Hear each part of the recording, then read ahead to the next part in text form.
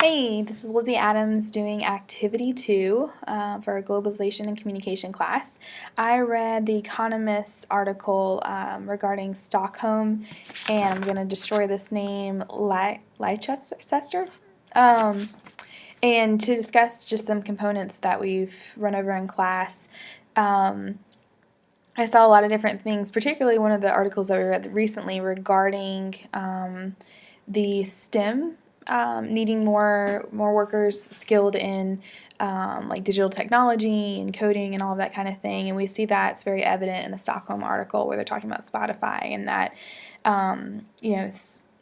Sweden is got lots of programmers. It accounts for the most common job, but yet it's very little to do in school, and there's not a lot of women that are doing it. But what I really liked about it, and the kind of juxtaposition to what we've seen in a lot of other articles, is that the infrastructure is there in the sense that the country has put in a lot to get everyone connected, to get everyone access, even poor neighborhoods where I think it was like 98% of all homes have access to the internet, and that corporations even got discounts if they were getting people mobile phones and Wi-Fi connections. The bus or like the subway even has Wi-Fi.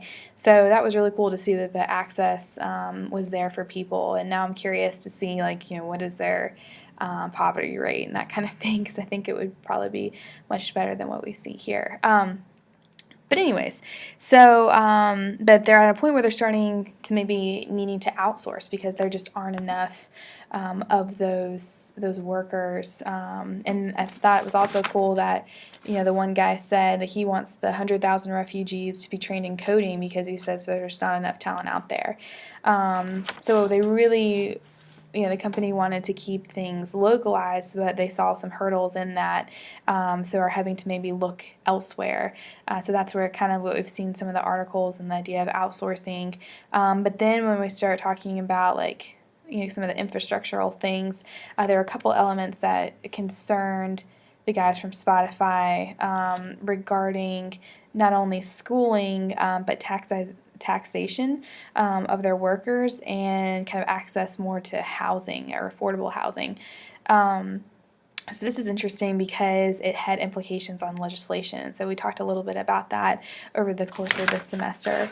So those were kind of some of the bigger things that I took away from the Stockholm article. And then the Leicester, the football article, I thought was interesting how they went from being the second richest country to virtually losing their entire economy, arguably based on globalization. It was just knocked out from underneath them because of outsourcing of different resources. People were making their getting their clothes much cheaper because their other manufacturers were able to do it at a cheaper price. So it was overseas competition just really wiped them out.